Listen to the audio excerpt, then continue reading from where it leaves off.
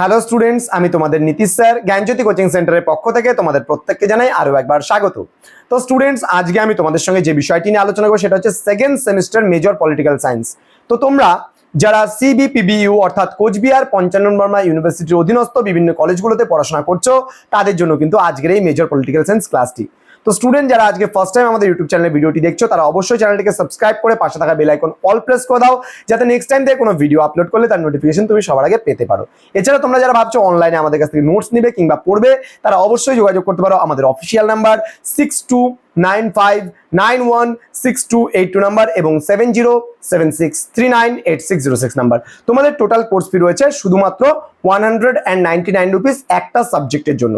শুধুমাত্র মেজর যদি কেউ আমাদের কাছে পড়তে চায়, তাহলে তার জন্য কোর্স ফি দাঁড়াচ্ছে শুধুমাত্র 199 রুপিস। তো দেরি কিসের, আজই যোগাযোগ করো আমাদের জ্ঞানজ্যোতি কোচিং সেন্টার এবং যুক্ত হয়ে যাও আমাদের সঙ্গে। চলো শুরু করছি আজকের ক্লাসটি। এবং তোমাদের আজকে আলোচনার বিষয় হচ্ছে ৭৩তম সংবিধান সংশোধনী আইন। খুবই গুরুত্বপূর্ণ এই বিষয়টি, যে 73rd কনস্টিটিউশনাল অ্যামেন্ডমেন্টে কোন কোন বিষয়গুলো পরিবর্তন হয়েছিল বা কোন কোন বিষয়গুলো পরিবর্তন হয়েছিল, সংশোধন কোনগুলো করা হয়েছিল, সেই নিয়ে কিন্তু আজকের ক্লাসটি বিস্তারিত আলোচনা করব।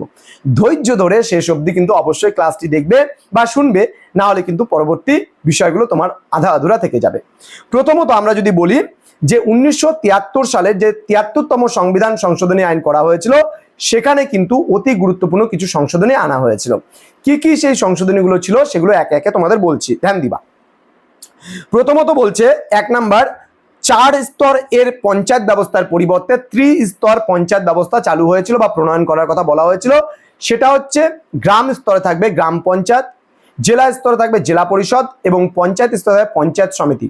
তাহলে গ্রাম পঞ্চায়েত, পঞ্চায়েত সমিতি এবং জেলা পরিষদ, এই তিনটেকে নিয়ে, মানে এই তিনটে সংস্থাকে নিয়ে তৈরি হবে ত্রিস্তর পঞ্চায়েত ব্যবস্থা।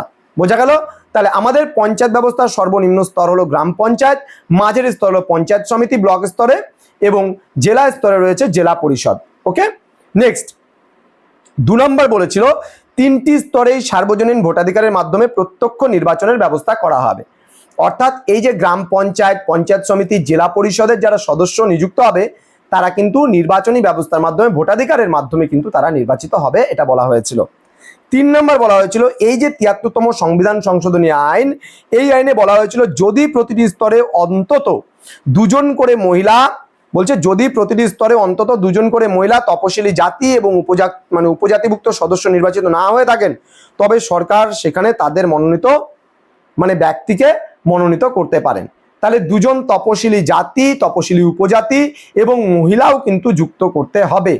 যদি এটা না করে তাহলে কিন্তু কি বলেছে, যে সরকার কিন্তু সেখানে তাদের মনোনীত ব্যক্তিকে নিয়োগ করতে পারে।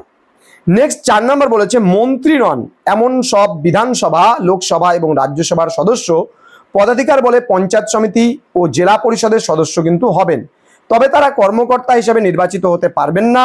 উল্লেখ্য 1963 সালের আইনে এরা কর্মকর্তা নির্বাচিত হতে পারবেন। বোঝা গেল? 5 নম্বর বলছে 3টি স্তরেই কর সংগ্রহের ওপর গুরুত্ব দেওয়া হবে এবং 6 নম্বর বলেছিল পঞ্চায়েতের তদারকির দায়িত্ব ও ক্ষমতা দেওয়া হয় রাজা ও জেলা উন্নয়ন পরিষদের ওপর। এটা হবে রাজ্য, রাজ্য হবে, দেওয়া হয় রাজ্য ও জেলা উন্নয়ন পরিষদের ওপর। এবং 1992 সালের ৭৩তম সংবিধান সংশোধনী আইনের মাধ্যমে সারা দেশে পঞ্চায়েত ব্যবস্থার যে গুরুত্বপূর্ণ পরিবর্তন আনা হয়েছিল, সেগুলো কিন্তু এটাই। তো স্টুডেন্টস, আশা করি তোমরা আইনে কি কি বলা হয়েছে 1973 সালের সংবিধান সংশোধনী আইনে, সেটা তোমরা স্পষ্ট বুঝতে পেরেছো। এরপরে তোমাদের বলবো, যারা এখনো পর্যন্ত আমাদের থেকে নোটস নিতে চাইছো বা আমাদের ক্লাসে জয়েন করতে চাইছো, দেখো জ্ঞানজ্যোতি কোচিং সেন্টার বহুদিন ধরে তোমাদের পাশে ছিল, আছে এবং ভবিষ্যতেও থাকবে। তো আমাদের নীলস নিভা তোমরা গিয়ে একবার সার্চ করতে পারো, আমাদের মূল ইউটিউব চ্যানেল। সেখানে আমরা নর্থ বেঙ্গলের ছাত্রছাত্রীদের পাশে দীর্ঘদিন ধরে আছি এবং এখন আমরা সিবিপিবিইউ এর আমরা ভিডিও অনেকদিন থেকে তৈরি করি আমাদের, এবং তোমরা দেখে নিতে পারো যে আমাদের চ্যানেলের সাবস্ক্রাইবার সংখ্যা কত আছে এবং তোমরা দেখতে পারো যে তারা কতটা উপকৃত হয়েছে। তো তোমরাও যুক্ত হও আমাদের সেন্টারে, তোমরাও উপকৃত হবে। ডেসক্রিপশন বক্সে আমাদের নাম্বার দেওয়া আছে, আমাদের নাম্বার 6295916282।